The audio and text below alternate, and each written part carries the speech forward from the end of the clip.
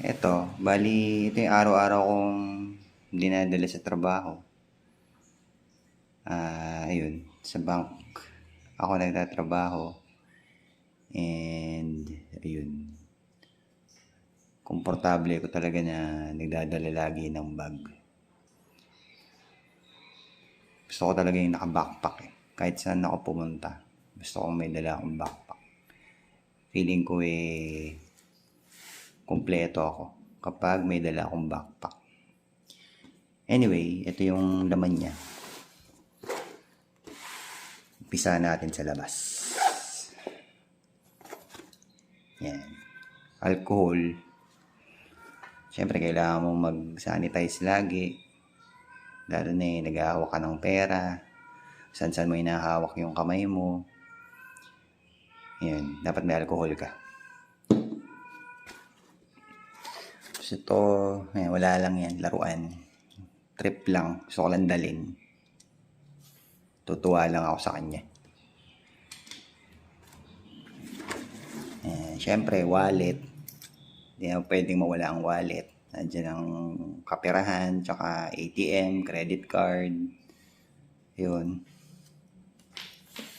Tapos, siyempre, ID. Yan ang hindi pwedeng hindi dadalhin. Yan.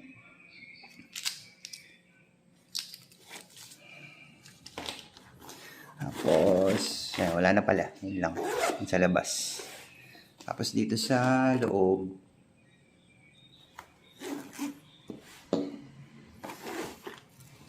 yan. Siyempre, toothpaste. Yan, paubos na pala to. Siyempre, kung may toothpaste, may toothbrush. Tapos, ito, gunting. Misa kasi, naggugupit ako ng may medyo mahabang withdrawal slip or deposit slip. Hindi sakto yung validation dun sa papel. So, kailangan i-adjust siya. Tsaka, panggupit ko rin to sa halimbawa sa 3-in-1 coffee, ganyan. Dati mahilig ako sa ganun.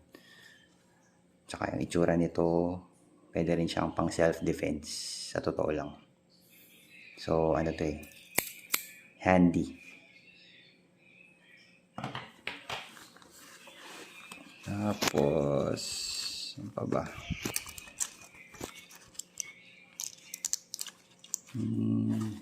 Ito. Tumbler.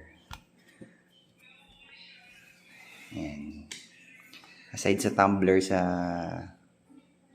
trabaho, may baon din akong bukod na tumbler. Dito kasi nilalagay yung kape. Dati may ligaw sa 3-in-1. Ngayon, black coffee na lang iniinom ko. Mas healthy yun. Tapos, ano pa ba?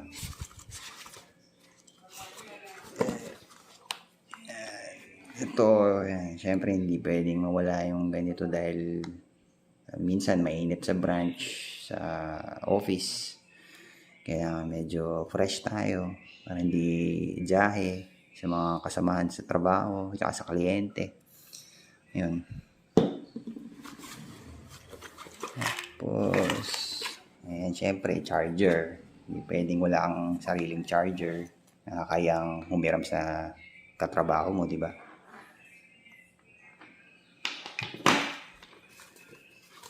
Ano pa ba?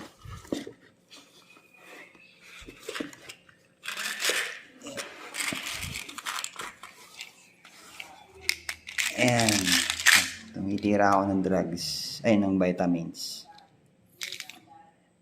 Ayan. Yung isa kasi as in Enervon siya. Vitamin C tsaka B complex. Ito yung laman nito. Ayan. Fish oil yan. Tsaka Conzace. Siyempre kailangan mo ng vitamins. Para pangontra sakit. Kailangan mataas yung resistensya mo. Lalo na naghahanap buhay tayo para sa pamilya natin. Bawal sakitin. Ano pa ba?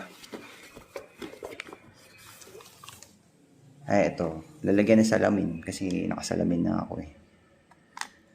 Ayan. Medyo malabo na mata natin.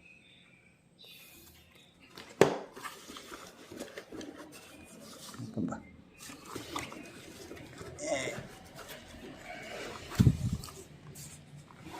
Ito, lagi ko itong dinadala. Hand grip. Ano siya?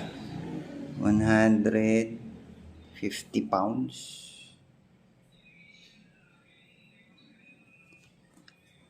Ayan, kasi nag-exercise din ako minsan.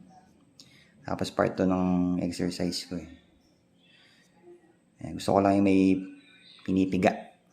Lalo na pagka nabubuisit ako sa trabaho o kaya sa kliyente, ganyan. Hindi, joke lang. Pero, half meant, half joke. Ayan, basta gusto ko lagi ko itong dinadala. Minsan hindi ko na siya nagagamit, pero may times nagagamit ko talaga to kahit nasa trabaho ko. Ayan.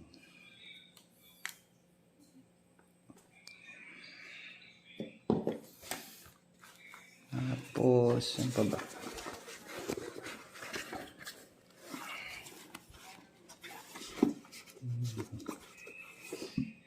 Ito. Ayan. Another lalagyan ng salamin, pero hindi salamin ang laman nito. Ayan. Vape ang laman yan. Eh, sa halip na mag-yosi, na sobrang unhealthy yun. Compared mo naman sa vape. Tsaka nakakatanda ng itsura, nakaka-stress lalo. Eh, vape na lang. Pagka yung masyadong voluminous ang mga kliyente, ang dami nila, ganyan. Ito yung ano ko eh, anti-stress ko.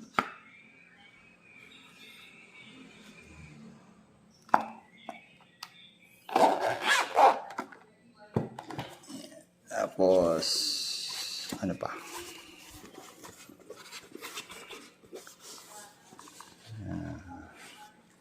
Ito, ano to?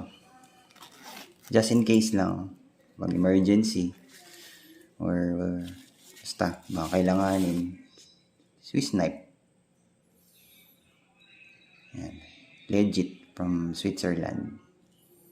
Thank you dun sa tito ko. Tapos, eto, ayan, dati nagbabike kasi ako. Ang way of, ano ko, commuting is bike. Nagbabike ako from bahay to office and then balikan. Tsaka nahilig talaga ako sa pagbabike dati. Ayan, kahit gabi nagbabike ako. So, ayun. Maganda yung liwanag nito eh. Napaka, useful niya. So, ayun, dinadala ko lang din siya. Just in case kailanganin.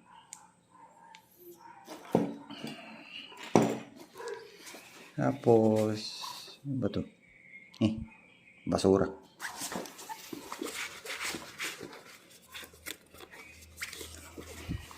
And finally, ito na yung last na laman ng bag ko. Yan, ano to? Pampalipas ang oras. Yan, gaming device. Anbernic.